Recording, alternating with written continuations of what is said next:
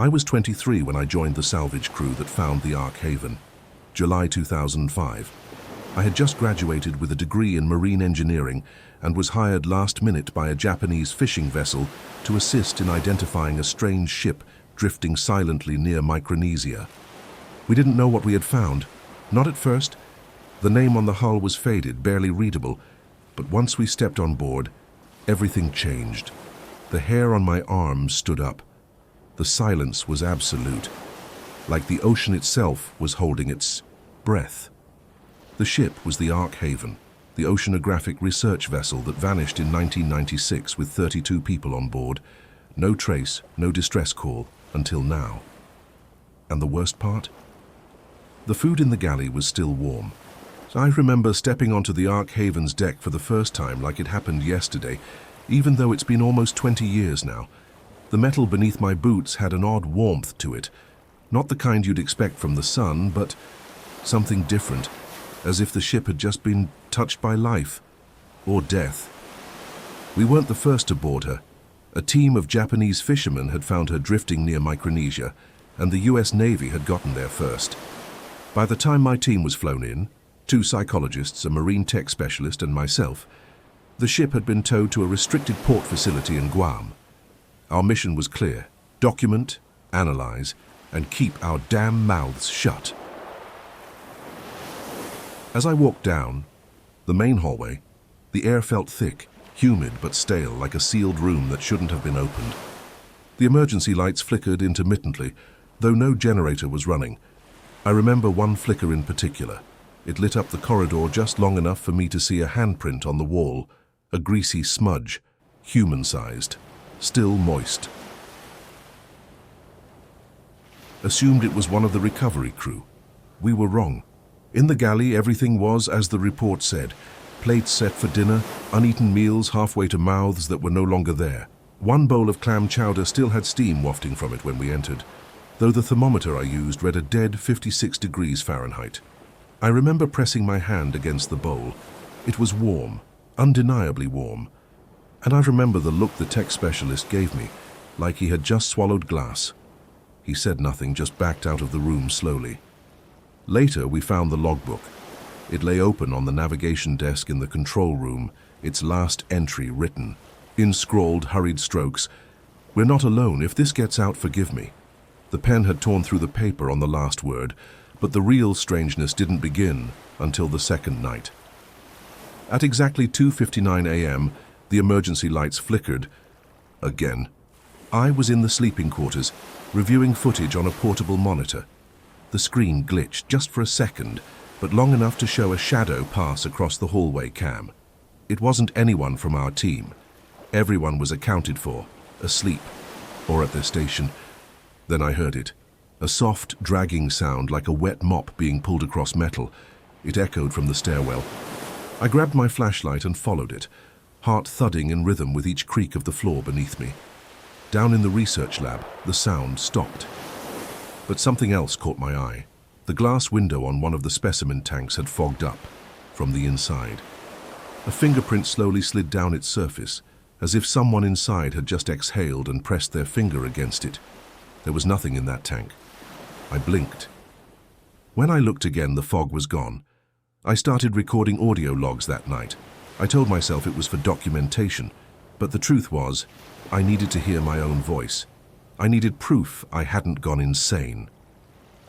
In my third recording, around 3:10 a.m., you can hear it, faint at first, then clearer. A whisper. Repeated twice, we saw. No one else on the ship admitted to hearing it, but I know they did. You can't not hear something like that. We gathered in the mess hall the next day. Dr. Klein, the lead psychologist, was visibly shaken. He looked like he hadn't slept in days, though it had only been one night. He told us he saw someone staring at him through the porthole of his room. The problem was, his room was on the interior of the ship. No porthole, no window, just steel walls. Didn't know what to say, but then the tech guy, Thomas, spoke up. He said, "I think the ship's watching us." No one laughed, no one argued, because deep down we all felt it too. That night I stayed awake. I watched the hallway monitor closely, fixated on that one corner near the engine room where the static always seemed to spike. At 3 a.m. exactly, something shifted. The camera went completely black, then came back, this time angled differently, as if someone had picked it up and turned it. But it was a fixed mount, and in the corner of the frame a figure stood, still, silent, facing the camera with no face. Just darkness where its features should have been. The static returned, and when it cleared, the hallway was empty again. But the angle stayed wrong. That's when I knew. We were never alone on that ship, not since the moment we stepped on board. And maybe not even before that. I didn't sleep the next night. None of us did. The ship had shifted subtly, almost imperceptibly, like it was breathing beneath our feet. The hum in the walls grew louder, more rhythmic, like a heartbeat muffled through steel. We all heard it. We just stopped talking about it. Dr. Klein had begun sketching things in his journal, symbols mostly. Strange, looping designs that looked like ancient scripts, spiraling in on themselves. I caught a glance at one that resembled a keyhole. When I asked him about it, he looked up with sunken eyes and said, "I think the ship remembers." That phrase rattled me. I tried reviewing the archived logs from the ship's original crew, the ones that were recovered from the backup server. Most of the data had been corrupted, but a few audio clips survived. Grainy, distorted, but unmistakably human. One voice, male, young, whispered, "Something came with us when we surfaced. It's not in the water anymore." Another voice, a woman, said simply, "Don't listen to the hull, it lies." That line stuck with me all night, because by the 5th night, I had begun hearing whispers from inside the walls. They weren't voices, not at first. It was more like a vibration, a low-frequency murmur that tickled the base of my skull. But then, slowly, it formed words. Familiar ones. My name. It said my name, and not just whispered. For it intoned it, like a memory spoken back to me in my own mother's voice. My knees buckled when I heard it. I collapsed outside the engine room and vomited on the grated floor. When I looked up, I saw Thomas. He was standing at the end of the hallway, frozen, his flashlight pointing downward. I called to him, but he didn't move. When I approached, I saw why. The bulkhead wall behind him had changed. Instead of smooth steel, it now bore carvings, deep etchings like they'd been scratched by claws or nails. The symbols were almost identical to Klein's drawings, but more terrifying was what they formed. A doorway, a perfectly symmetrical outline, about 7 feet tall, etched right into the wall. It hadn't been there yesterday, and definitely not when we first arrived. Thomas turned to me, eyes wild. "It's been waiting," he said. "This ship was never lost. It was sent back. I should have turned and run, should have reported the entire thing to Naval Command. But I didn't, because in that moment I needed to know."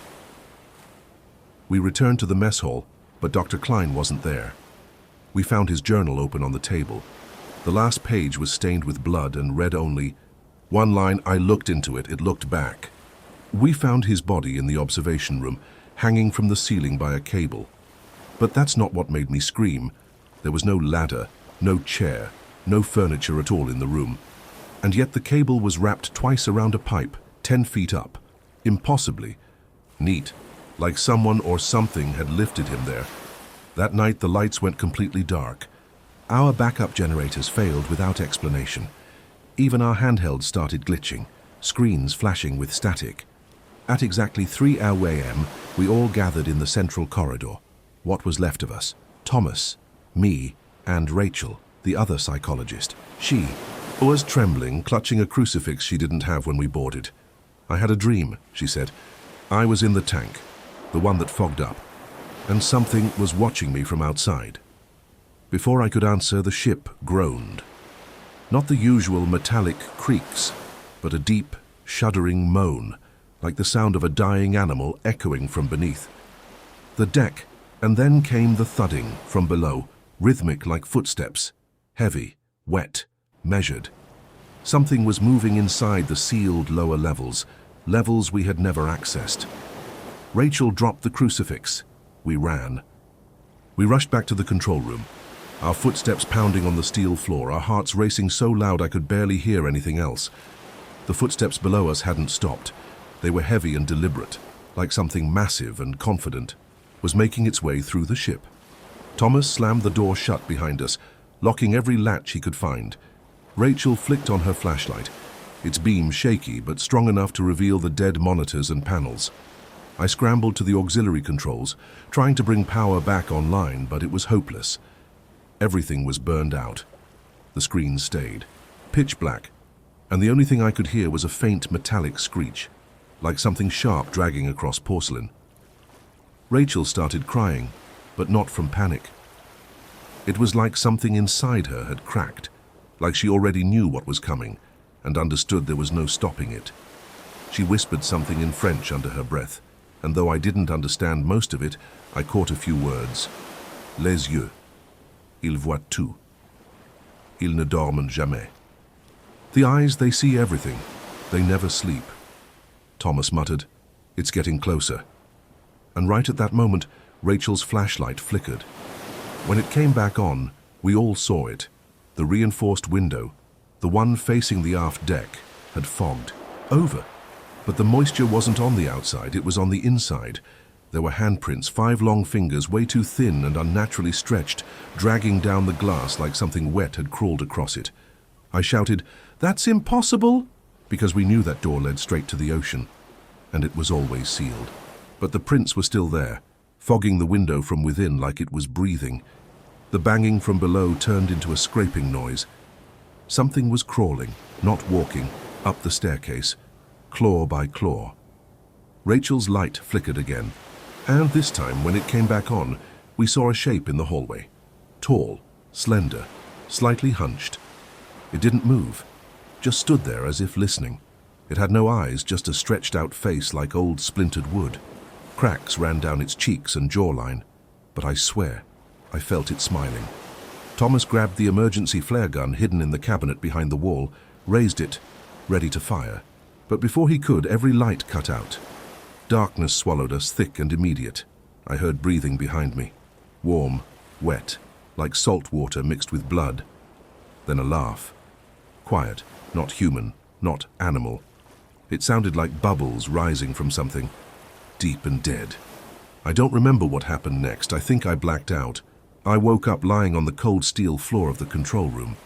The emergency red lights had kicked in, casting everything in a dim, pulsing glow. Thomas was gone. So was Rachel. The door was wide open. At first, I thought maybe they had gotten out. Maybe we had all passed out, and they were already on their way to the lifeboats. But the hallway was empty. Too empty. Silent in a way that felt wrong. Even the mechanical hum of the ship, the gentle sway of water, it was like the world outside had stopped moving. There was a smell in the air now. Not just rust and mildew, but something sweet and putrid, like rotting fruit soaked in seawater. I covered my mouth with my sleeve and stepped into the hall, calling out softly, "Rachel? Thomas?" Nothing. That's when I noticed the condensation on the walls again. A thin mist clung to the surface, and every few steps I'd see more of those fingerprints, trailing down the walls, leading somewhere. They weren't human. I know that now. Too long, too narrow. They looked like they were drawn by something that had never touched sunlight. I followed them, not because I wanted to, but because I had no choice. The ship wasn't just a ship anymore. It felt like it was pulling me deeper into its belly. Every corridor looked the same, but different. In some subtle, off-putting way. Sometimes doors would be open that weren't before. Sometimes I'd walk past the same dented pipe or flickering light more than once, even though I hadn't turned. Then I heard the voice. Faint. Just ahead. Rachel's voice. She was humming. A lullaby. One I remembered from the first few nights. On the ARK Haven, when the crew was still joking, when the ship still felt alive in a good way. She used to hum it while making coffee. But now it echoed like it was being played on a warped vinyl in a flooded basement. I turned a corner and stopped cold. She was standing at the end of the hall, facing the wall, motionless. "Rachel," I called, my voice breaking. She didn't move. She just kept humming. I stepped closer slowly, trying not to let the fear freeze me completely. The floor beneath my boots was wet. The lights above buzzed once, then dimmed again. The closer I got, the more wrong everything felt. Then she turned around. It wasn't Rachel. It looked like her, but the eyes were wrong. Not just empty, missing. Smooth skin covered the sockets like they had never existed. Her mouth curled upward too far, like the skin had been stretched into a smile that didn't belong. She opened her mouth as if to speak, but instead what came out was a deep gurgling noise like someone breathing through lungs filled with water. Behind her, the hallway went completely dark. Then I felt the breath again, on the back of my neck. I spun around. Nothing. Just the dark corridor behind me, pulsing red from the emergency lights, empty except for that thick, stale air and the sensation that I wasn't alone. My breath was ragged, my heart hammering against my ribs like it wanted out. When I turned back, she was gone. Only the faint trace of damp footprints remained, leading into the darkness. I should have run. I should have screamed or cried or dropped to my knees and prayed for all of it to be a nightmare. But I didn't. I followed the footprints because something in me needed to know if Thomas was alive, if there was any way off this floating tomb, if the madness could be undone. I found myself back near the main lab. The doors were open now. One of the computer monitors flickered, even though the power had been out for hours. On the screen, a single file was open. The captain's log. Lines of garbled text scrolled rapidly, random symbols, corrupted data. Then it stopped. A new line appeared, typed slowly, one letter at a time. You saw it too. I backed away. The air inside the lab had turned cold, so cold that the edges of the screen began to frost. My breath came out in thick white clouds, and then another line appeared.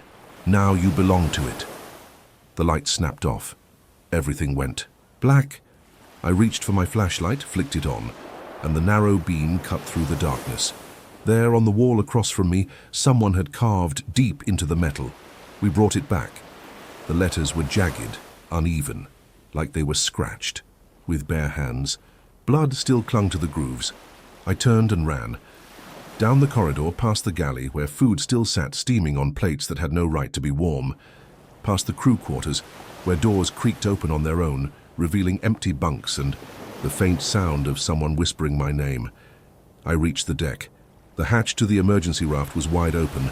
There, crumpled near the edge, was Thomas. At least what was left of him. His eyes were wide open, mouth agape in a silent scream. His skin was wrong, pale and swollen, like he had been drowned for days, but we'd only been aboard for hours. He clutched something in his hand. Pried it free. It was Rachel's necklace, still warm. I didn't think. I climbed into the raft and launched it. As the ARK haven faded into the fog, I swear I saw figures watching from the upper deck. Dozens of them, not moving, not waving, just watching. The kind of watching you feel in your bones. The Coast Guard found me the next morning, floating aimlessly about 40 miles south of Micronesia. Sunburned, dehydrated, half-conscious. I must have been muttering something over and over because they kept asking, "Who's Rachel? Who's watching you?" I didn't answer. I couldn't. When I finally came to in a military infirmary in Guam, 2 men in suits were already waiting. They didn't introduce themselves. No badges, no names. They just sat by my bed with a notepad and a recorder. One of them said, "Tell us exactly what you saw on that ship," I told them. Everything. From the moment we boarded ARK Haven to when I left in the emergency raft. The cold rooms, the whispers, the moving shadows. Rachel, Thomas, the blood. They didn't interrupt, didn't even blink. When I was done, they leaned in and said, "That ship never existed. You were found drifting alone at sea. There were no others." I laughed. Not because it was funny, but because I realized they weren't trying to convince me. They were telling me how it was going to be remembered. ARK Haven was scrubbed from every registry. Every online mention vanished. The original research team, the one from 1996, officially died in a storm-related accident. No wreckage, no black box, no questions. I went back home to Oregon, to the quiet edge of the woods. I tried to return to life. I planted vegetables, walked the trails, went months without speaking to anyone. But I wasn't alone, because the dreams followed me. Rachel, standing in my hallway at 3:17 a.m., soaking wet. Thomas floating just outside my window, even in the dead of winter, and always, always. That same voice whispering from the shadows. You saw it too. It's been over a decade. Now I still don't sleep more than a few hours at a time. And I know I brought it back with me. Sometimes when I look in the mirror, I see fog. Sometimes the food on my plate is warm before I even microwave it. Sometimes my front door is unlocked when I swear I locked it the night before. And sometimes, late at night when the world is still, I'll hear the soft rhythmic sound of ocean waves and inside my house. That's when I remember the message carved into the ship's hull. We brought it back, and I think maybe I did too.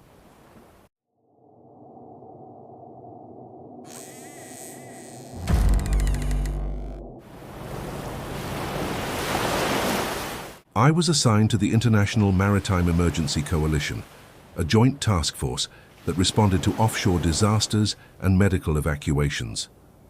Most of the time, we dealt with oil spills, injured divers, or transport breakdowns.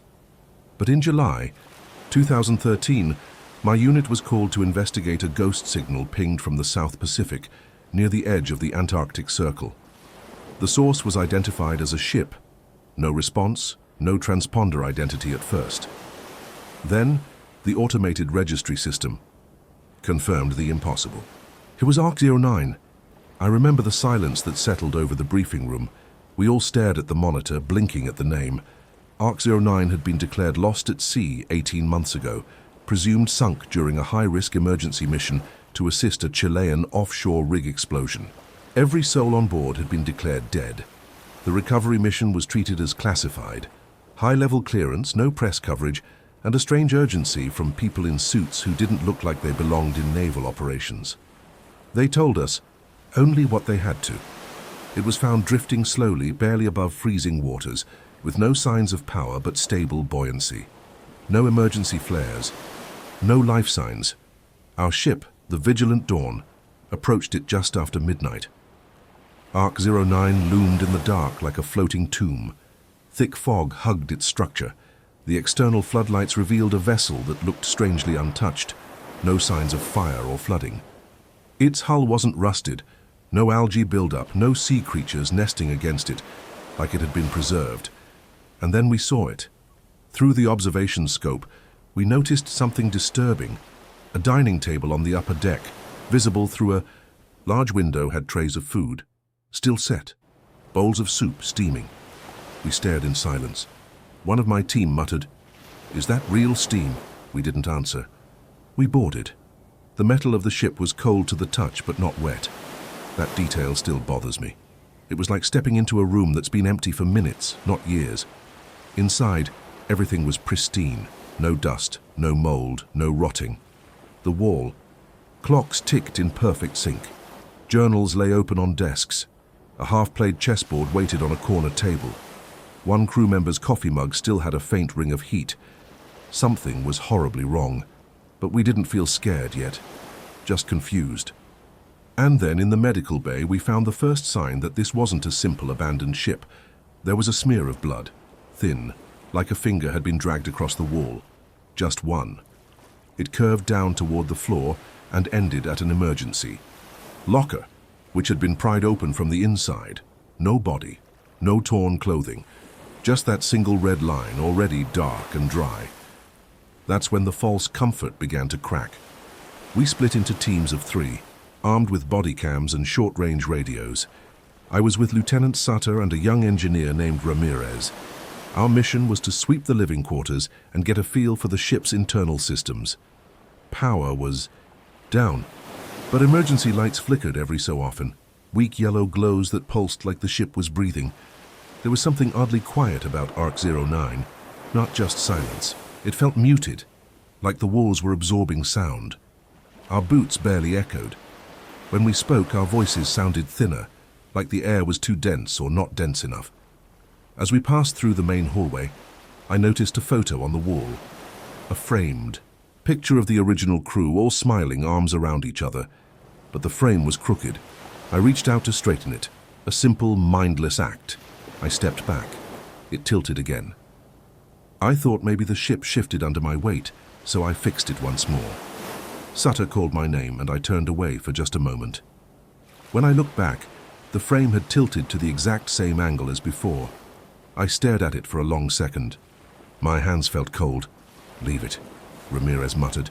He hadn't even turned around. We moved deeper into the quarters. Doors opened with a hiss, some slow, some abrupt. We checked sleeping pods, lockers, desks. Everything was preserved. Beds were made, personal items untouched. There was a strange smell. Not decay, not mold. More like metal and something faintly sweet, like oxidized blood under disinfectant. In one room, we found a notebook open on a bed. The final entry read, "Something is wrong with the clocks. They don't stop."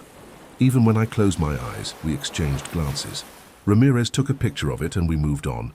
That's when we first heard it. A sound, distant, soft, like someone humming.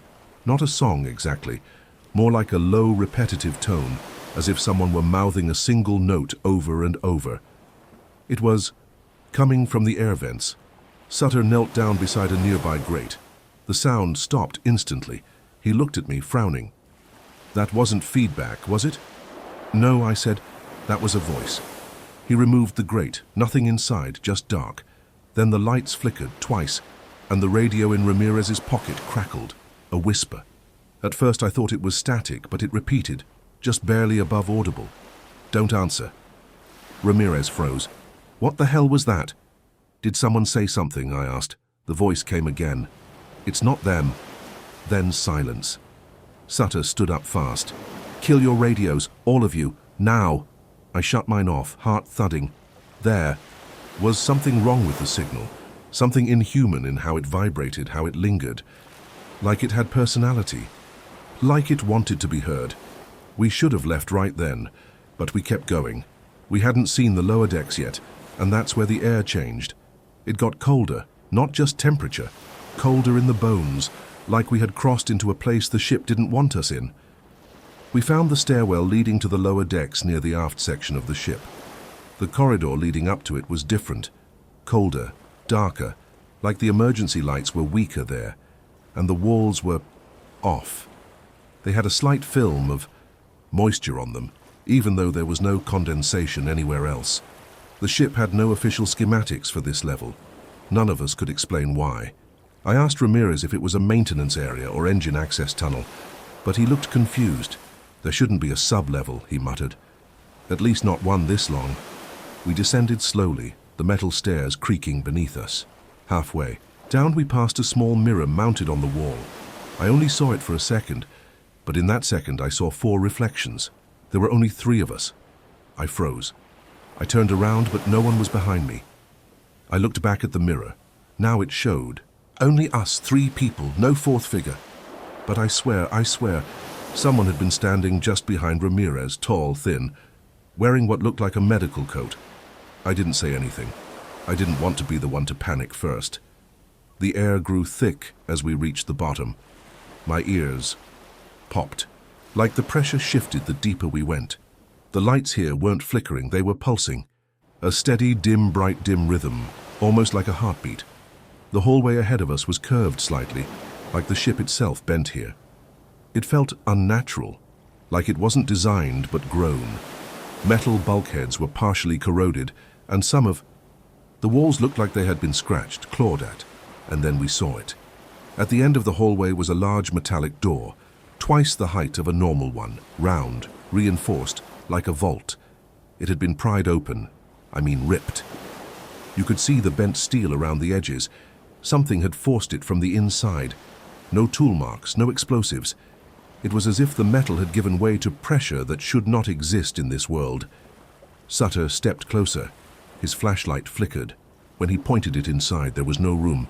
Just blackness. Not darkness. Blackness. An absence of space.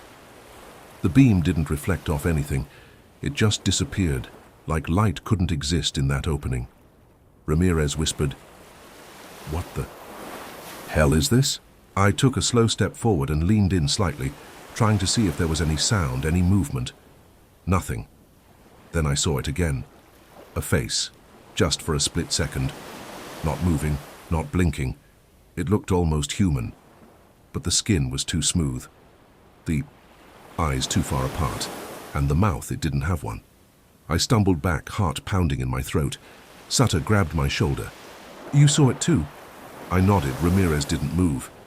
"Sutter," I said quietly, "where's Ramirez?" He was gone. No footsteps. No sound. Just gone.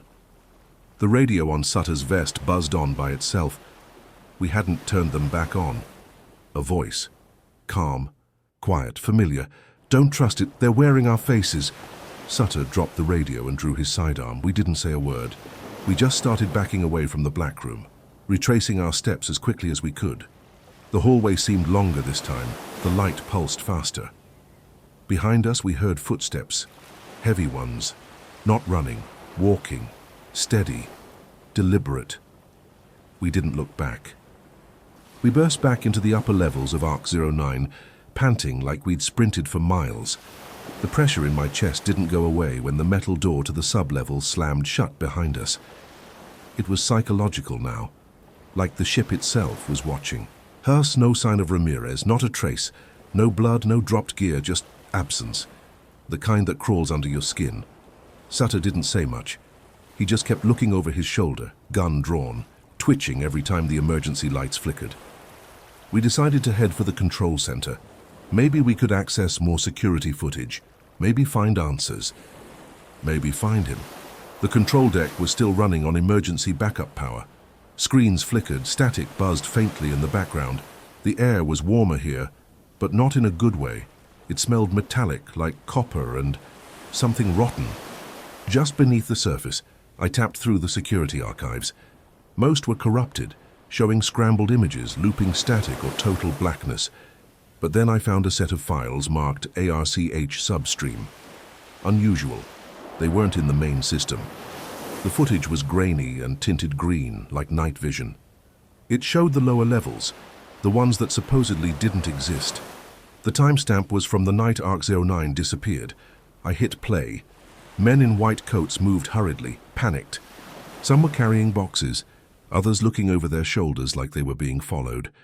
One of them stopped and stared directly into the camera. I could see his mouth move. I turned the volume up. No sound. Then the screen glitched. The same. Man appeared again, same frame, but this time his eyes were black. His mouth stretched far wider than should be possible, and this time his lips moved again, but in reverse, like the footage was playing backward, even though the timestamp moved forward. I paused it. Sutter stared at me. That guy looked like Ramirez. I didn't want to admit it, but he was right. The resemblance was uncanny. Same build, same scar on his chin. Only this was recorded 18 months ago, before we ever boarded this ship. We heard a noise behind us, a light knock once, twice, 3 times. It was coming from the sealed bridge door. The one we had locked behind us. Sutter pointed his gun at it. "Who's there?" I called out, trying to keep my voice steady. No answer. Just silence. Then a voice, perfectly mimicking Ramirez's calm tone, came through the intercom. "Hey, it's me, let me in, I got lost." Sutter looked at me, panic in his eyes. "That's not him, that's not him." The voice continued, still calm, still familiar. "You left me. You weren't supposed to, I'm cold out here." We didn't move. Then came the scratching.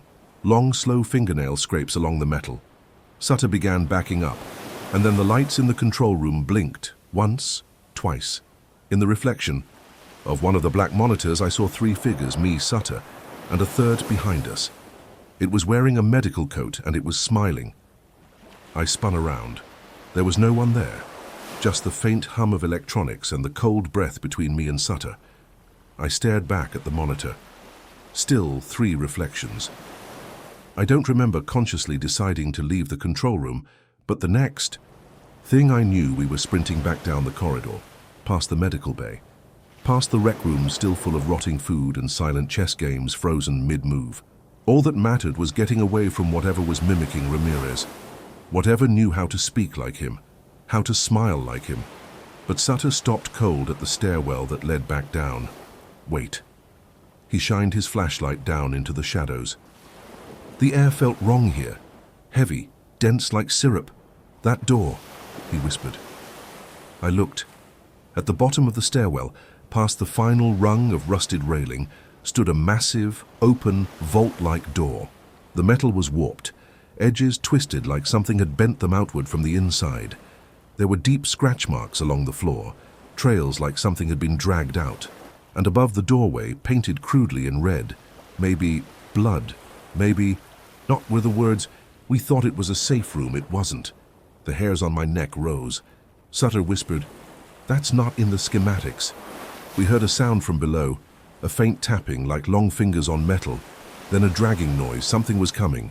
We backed away, then turned and ran. But as we did, I looked over my shoulder one last time, and for a moment, just a split second, I saw someone standing just inside the open vault. It was me, but older. Eyes sunken, skin pale, mouthing something over and over. I couldn't hear it, but I could read the lips. "Don't open the door. Don't open the door. Don't open the..." The lights cut out. When the emergency lights kicked back in, just a dim red pulse every few seconds, Sutter was gone. Just gone. I screamed his name, spun around with my flashlight jerking through shadows and rust. Nothing. Only the low thump of something moving behind the walls, and that distant sound again, the soft, almost human dragging. I made it back to the deck. I don't remember climbing, I don't remember opening the hatch or calling in extraction, but I remember the sound of the rescue team pulling me aboard their helicopter, asking what happened, why. I was alone where the others were, and I remember what I told them, that I didn't know, that the ship was empty when we arrived, that it had always been empty. I was taken into quarantine, then debriefed, but I never heard from anyone again. Not officially, until months later I received an envelope in the mail. No return address. Inside was a classified incident report, mostly redacted, but a single photo was clipped to the top. It showed a still frame from a security feed, time-stamped. 48 hours after ARK 09 had been towed back to the secure naval yard. In the grainy image, someone, or something, was standing at the helm, tall, gaunt, wearing my face. Underneath the photo, someone had written in marker, "We never closed the door." I moved states, changed my name, tried to live a quiet life, but every night at exactly 3:17 a.m., the same sound plays on every device I own, my phone, my laptop, even my landline. A faint scratch, then a voice, low and broken, like it's underwater, it says, "Don't answer, it's not them, they're wearing our faces." I've stopped answering calls, I've sealed every mirror in my apartment. I don't let shadows fall behind me. But sometimes, just sometimes, I catch a glimpse of something out of place, like a photo frame slightly tilted, even though I never touched it, or the bathroom light flickering only when I think about that door. And in the silence of 3:17 a.m., when the world outside is dead still, I swear I can feel someone watching me. Not from the window, not from the hallway, but from inside my reflection, smiling and waiting.